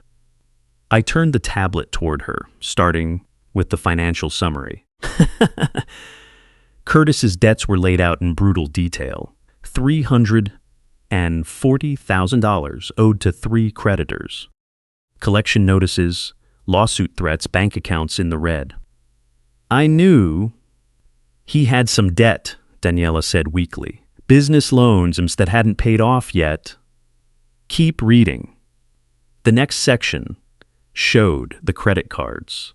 4 different cards opened in Daniela's name over the past 18 months. Total balance, $67,000. Applications submitted using her personal information. Bills sent to a P.O. box controlled by Curtis. Daniela's hands started shaking. No, I didn't. I never opened these. Curtis did. Using your credit, your social security number, forging your signature. I swiped the screen, showing copies of the application forms. You know how she is, even I could see the signatures didn't match her handwriting. But that's fraud. That's identity theft. Yes, it is. I paused, letting the reality sink in. Your credit is ruined. You know how she is. You are $67,000 in debt for accounts you never authorized. Curtis has been systematically destroying your financial to cover his own future, to cover his own mistakes. She was crying, now silent tears streaming down her cheeks. I wanted to comfort her, but we weren't finished. There's more, I said quietly. I swiped to the final section, the photos. Curtis and Jessica at the restaurant. Curtis and Jessica at the hotel. You know how she is, Dad? Curtis and Jessica kissing in the parking lot. Each image was date stamped, going back 7 months. Daniela stared at the screen, her mouth open, but no sound came out. You know how she is, Dad? She looked like someone had reached into her chest and torn something vital out. Her name is Jessica Vance, I said, his assistant. According to the investigator, this has been going on since at least January, probably longer. Daniela's voice broke. I asked him about her once. He said she was just an employee, that I was being paranoid. He lied about that. He lied about the credit cards. He lied about the debts. He lied about everything. I closed the tablet. That is the man you chose. The man you threw your father away for. A liar, a cheat, and a thief who was planning to sell my house behind my back to pay off debts I didn't even know existed. Her tears came faster now, her entire body shaking with sobs. People at nearby tables glanced over, then looked away awkwardly. I didn't know, she gasped, between sobs. Dad, I swear I didn't know about any of this. You knew enough. My voice remained firm. I had to keep it firm, or I would break too. You knew he wanted my house. You know how she is, Dad. You knew he was pushing me to sign the transfer papers. You stood by and let him lock me in a shed. You brought me the brochures for assisted living. You know how she is, Dad. You let him humiliate me in front of guests. He said you agreed. He said you understood we needed space. And you believed him? Your father, who raised you alone after your mother left, who paid for your school, who was there for every major moment of your life. You believed I would just happily move into a shed. She had no answer. She just sat there crying, so krossdebatten, crushed by the weight of her own choices. I pulled out a document. You know how she is, Dad. It was a printout of the credit card statements with her name on them. You need to go to the police. Report the identity theft, the fraud. If you report it, the debt on these cards won't be your responsibility. I can't. That means Curtis would go to jail. Curtis is already facing legal consequences. You know how she is, Dad. The investors he owes money to aren't going to be as accommodating as I was. Marcus Gray alone is threatening to sue him for $120,000. Whether you report his fraud or not, Curtis's life is collapsing. Collapsing. Daniela took the papers with a trembling hand. What do I do? That's up to you. But here is what I know. In 8 days, the 30-day notice to vacate is up. You and Curtis must move out of my house. Where you go, who you live with, whether you stay married to him, those are decisions you have to make. I have nowhere to go. I gave up my apartment when we moved in with you. Doesn't your college friend Rachel still live in Sacramento? Yes, but we haven't spoken in months. Maybe it's time to start rebuilding some of the bridges you burned. I stood up. You know how she is, Dad. You are my daughter, and I will always love you. But trust, respect, a relationship, those have to be earned back, and right now, you are married to a man who ruined your credit, cheated on you, and tried to steal from your father. Until you deal with that reality, we don't have much to talk about. I left her there staring at the documents, her coffee untouched and cold. You know how she is, Dad? On the walk back to my car, I didn't feel victorious. I just felt tired and sad. The little girl who used to make me Father's Day cards was gone. In her place was a woman who had made terrible choices and was finally being forced to face the consequences. My phone buzzed. A text from Gerald. Curtis's lawyer called. You know how she is, Dad. They're asking about a settlement. Want to negotiate a move-out timeline? I replied, no settlement, no negotiation. 30 days, or the sheriff's deputies escort them out. Reply, understood. I'll let Peterson know. That night, I sat on the deck, taking photos of the sunset over Lake Tahoe when I heard shouting from the driveway. Through the side gate, I could see Curtis and across the yard, their voices carrying across the yard. You went to see him after what he did to us. Curtis's voice was sharp with anger. What he did to us. Curtis, I saw the credit cards. 4 cards I never opened. $67,000 in my name. Those were for us. For our future. I was going to pay them off once we sold the house. With money you stole from my father? That's not stealing. It was going to be ours eventually. It was never going to be ours. He set up the trust months ago, long before you asked me to sign anything. He knew what you were planning. Silence. Then Curtis's voice, quiet and poisonous. This is all his fault. That old man poisoned your mind against me. He showed me the photos, Curtis. You and Jessica.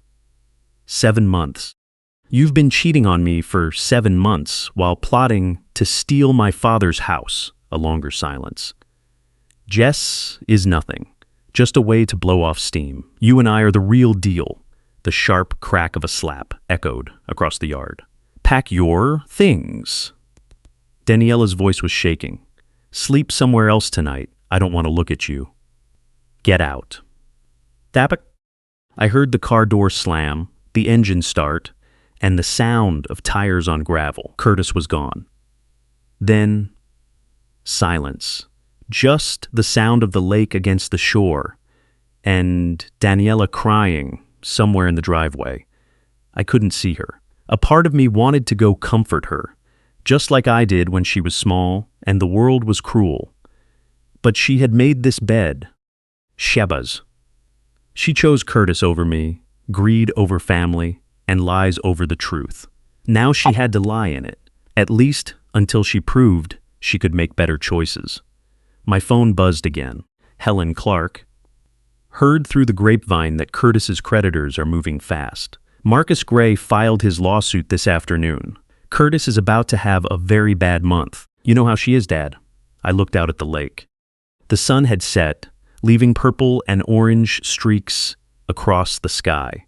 Beautiful, quiet, and mine. In 30 days, Curtis and Daniela would be gone. As for what happened to them after that, not mine. Sometimes justice feels good. Sometimes it just feels necessary. Tonight it felt like both. 5 days before the eviction deadline, Curtis made his final mistake. He decided to host a party. Not just any party.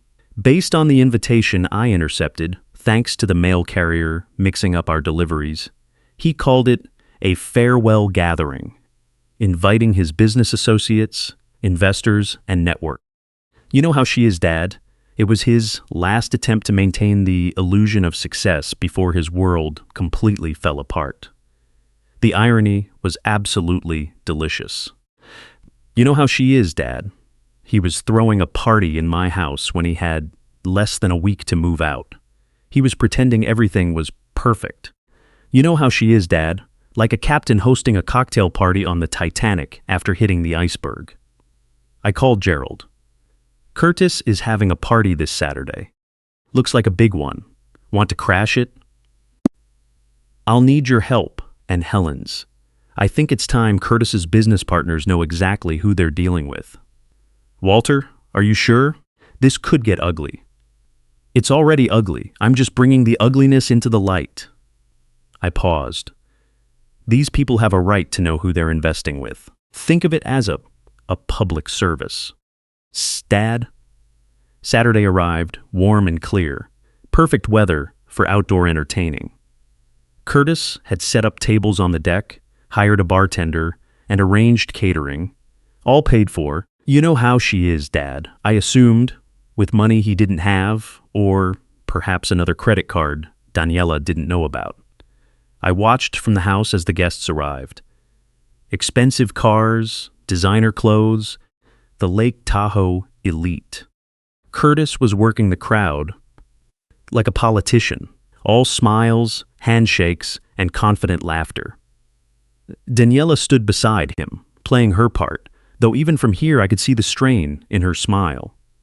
At 7:30, I called Gerald and Helen. Time to go. We arrived together.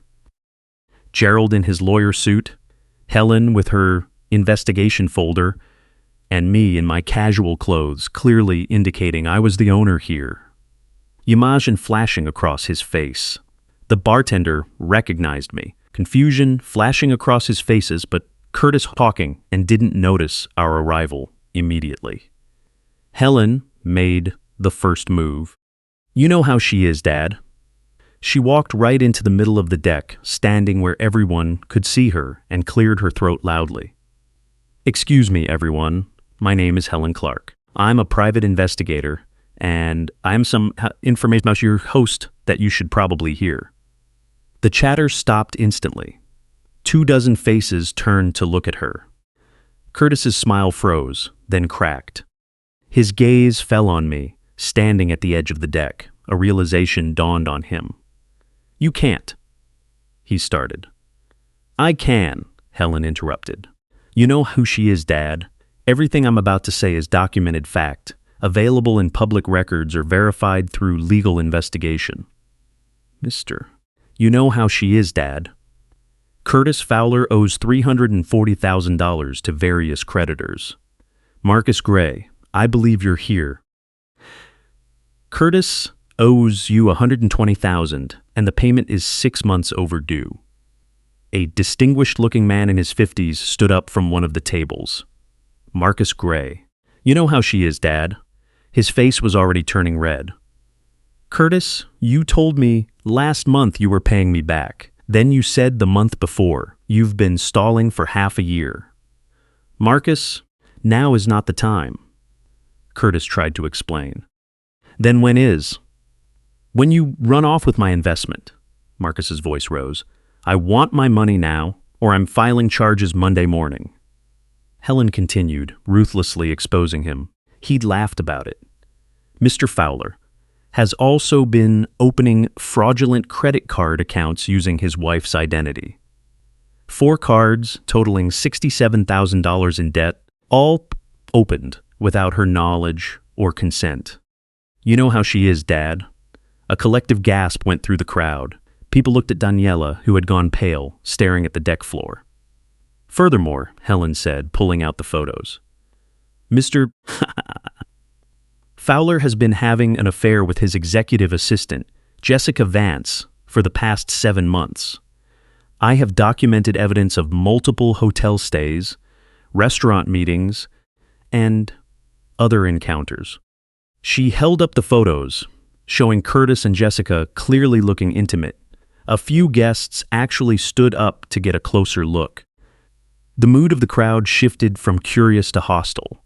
No one likes a liar, especially investors who trusted him with their money.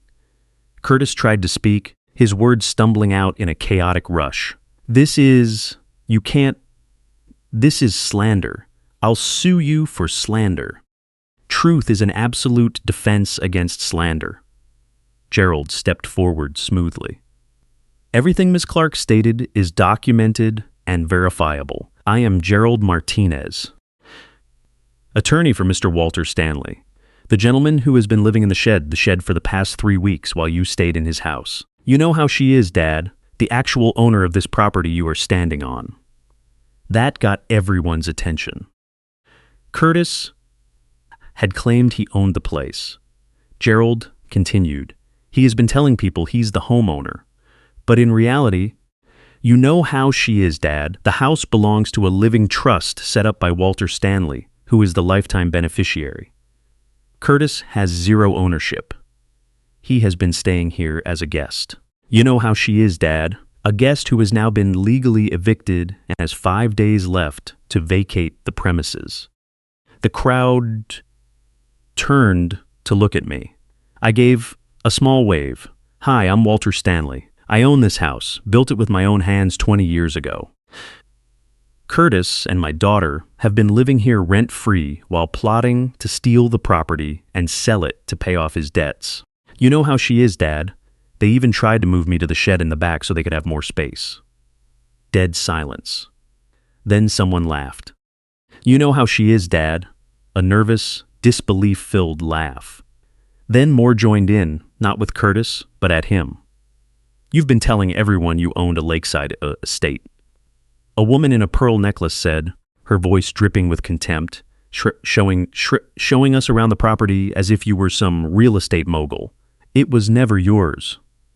It's complicated, Curtis stammered. No, it's simple, Marcus said, standing up. You're a liar and a fraud. I'm getting my money back. Or I'm taking you to court and stripping you of every penny you have left. I don't have any money, Curtis screamed. Finally, the truth came out, his facade shattered completely. I don't have your money. I invested it, and I lost it all. Everything is gone. I'm drowning in debt. I needed this house to save my life. You know how she is, Dad.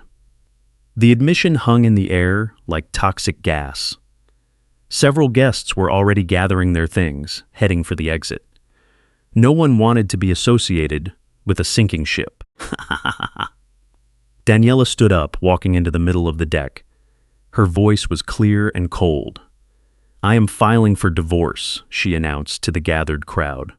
Curtis has committed identity theft, fraud, and adultery. I had no knowledge of his schemes. I am as much of a victim as anyone here. Curtis reached out to grab her. Baby, please? She slapped his hand away. Don't touch me. Don't speak to me. From this moment on, we are done. Completely done. The party cleared out rapidly. Guests left one by one, some offering sympathetic looks to Daniela, most just wanting to escape the drama. You know how she is, Dad. Marcus Gray stopped on his way out, handing Curtis a card. My lawyer's number. Expect a call Monday. This isn't over. Within 20 minutes, you know how she is, Dad. The deck was empty except for Curtis, Daniela, Gerald, Helen, and myself. The hired bartender and catering staff had packed up and fled. You know how she is. Discarded glasses and half-eaten appetizers were scattered across the tables like debris after a hurricane. Curtis sat in one of the chairs, his head in his hands, completely broken. Everything he had tried to build, every lie he had told, every scheme he had planned, had collapsed in less than 30 minutes. 5 days, I said quietly. Then you're out. If you're still here, the sheriff will escort you off. take your furniture. Everything else stays. I walked back into my house, my home, my sanctuary. The one I had almost lost to a con man and my own daughter's greed. Behind me, I could hear Daniela crying, Curtis trying to explain, trying to apologize. You know how she is, Dad. Trying to salvage something from the ruins, and her telling him to shut up, that she never wanted to see him again, that he had ruined everything. You know how she is, Dad. I realized then that justice doesn't always feel like a victory. Sometimes it just feels like the world finally balancing its scales. On the day they moved out, I stayed away. I didn't want to watch. I didn't need that sense of closure. Gerald texted me updates throughout the morning. Curtis loaded his things into a moving truck, heading for a cheap motel on the edge of town. You know how she is, Dad. Daniela packed boxes into her car and drove toward Sacramento, never looking back. You know how she is, Dad. By noon, they were both gone. The house was empty, except for my furniture, my belongings, everything that had been temporarily displaced by them. You know how she is, Dad. When I returned home that evening, I was greeted by silence. A beautiful, peaceful silence. I walked through each room, reclaiming my space. You know how she is, Dad. Moving my camera collection back to its original shelf. Hanging my artwork back on the walls. Restoring my reading chair by the fireplace to its rightful spot. The shed in the back, I left exactly as it was. I kept the camp cot, the bare light bulb, the smell of damp wood. As a reminder, sometimes you need to remember how far you fell to appreciate the path you climbed back up. The next few weeks passed in a strange calm. Gerald handled the remaining legal details. You know how she is, Dad. The trust remained completely intact. Marcus Gray's lawsuit against Curtis was moving forward. You know how she is, Dad. Daniela had filed for divorce and reported the credit card fraud to the authorities. I spent my days taking photos of the lake, reading architectural journals. You know how she is, Dad, and living in the space I had fought so hard to keep. Without them, the house felt larger, emptier, but in a good way. It had room to breathe, Dad. It had room to breathe again. Then, in the early autumn, I made a decision. The trust was no longer just a defensive measure. It was an opportunity, a way to turn something ugly into something meaningful. I contacted the Lake Tahoe Community Center and proposed a monthly workshop series, Principles of Architectural Design, Learning from a Practitioner. Free classes, you know how she is, Dad, open to students, recent graduates, and anyone interested in architecture and craft, not just a career. The first workshop drew 12 people, mostly young architects. You know how she is, Dad, eager for knowledge that isn't taught in textbooks. You know how she is, Dad. I talked about sightlines and natural light, about designing buildings that complement their surroundings rather than dominate them, about she is, Dad, the difference between constructing a structure and creating a home. A young man, about 25, asked an excellent question. How do you know when a design is finished? When removing any other element would make it worse, I answered. Architecture is an art of subtraction as much as addition, knowing what not to include. After the class, 3 students stayed behind to ask more questions. We talked for 2 hours about cantilevers, load-bearing walls, and the poetry of functional spaces. It felt good, purposeful, like I was building something again. Only this time with words and ideas instead of blueprints and materials. He'd laughed about it. I also established a scholarship fund. An initial investment of $50,000, enough to fund 5 students a year with $10,000 grants. The Stanley Architectural Education Fund. My money would go to people who actually cared about the craft, not a son-in-law who treated it like a piggy bank to plunder. Daniela's letter arrived in mid-September. 3 handwritten pages. You know how she is, Dad. No excuses, just acknowledgement and apologies. She had started therapy, found a job as a graphic designer, was slowly rebuilding her credit. You know how she is, Dad, dealing with the fraudulent accounts one by one. I don't expect forgiveness, she wrote. I don't deserve it. I chose greed over family. I chose a liar over my father. I let Curtis convince me that you were the problem, when the real problem was us, was me. She didn't ask for anything. No money, no reconciliation, not even a reply. She just stated her truth and left it there. I read the letter 3 times, then put it in a drawer. I didn't reply immediately. Maybe one day, when she has proven through actions, not words, that she has truly changed, we can rebuild something, but not yet. Some bridges, once burned, take years to reconstruct. You know how she is, Dad. Late September brought the first frost. In the early morning, frost coated the deck and steam rose from the lake. I stood outside with my newest Leica, capturing Know How She Is, Dad, capturing the moment the sun first hit the water. The light fractured into thousands of tiny stars across the surface. Through the viewfinder, everything looked clean, precise, exactly as it was meant to be. My phone buzzed. A text from Gerald. Marcus won his judgment. Curtis owes $127,000, plus interest and legal fees. He'll be paying that off for the next decade. I replied, good. Maybe he'll learn something. Though, to be honest, I doubted it.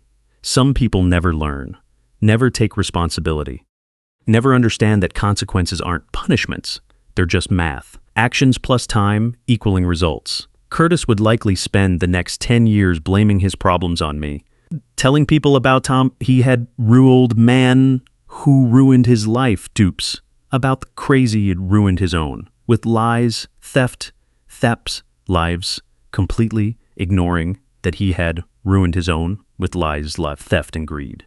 But that was no longer my concern. I put my camera down and just looked at the lake. Really looked at it. The way the wind made patterns on the water, the way the trees reflected in the shallows near the shore, the absolute, incredible beauty of this place I called home. My house, my design, my life's work. Still standing, still mine. Protected by a legal structure that would outlive me, ensuring it served a purpose long after I was gone. The scholarship students would benefit from this place, and they would learn that good architecture isn't about ego or profit. It's about creating spaces where people can live fully, beautifully, and truthfully. You know how she is, Dad. That was what I had tried to teach Daniela when she was small. That success isn't measured in dollars or square feet, but in integrity, relationships, and the legacy you leave behind. She had forgotten that lesson. Maybe one day she would remember it. Until then, I had workshops to plan, photos to take, and sunsets to capture. I would live in my own space, on my own terms, free from manipulation and greed. The camp cot in the shed remained empty, and it would stay empty. A monument to those 3 weeks of humiliation that taught me a valuable lesson.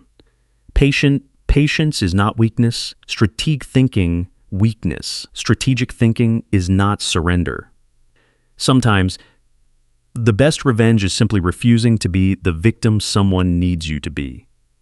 I raised the camera again, pressing the shutter. Perfect exposure, perfect composition, perfect moment. Blizzard. Justice, I learned, has an excellent architecture. You just have to be patient enough to see its design finally built. And standing here in my home, watching the sun rise over Lake Tahoe, I finally understood what finished looked like. It looked like freedom. It looked like peace. It looked like a 68-year-old man who fought for what was his, and won. Not through violence, not through cruelty, but simply through preparation, application of the law. The old man in the shed had become the architect of his own justice, and the view from here was absolutely beautiful. And he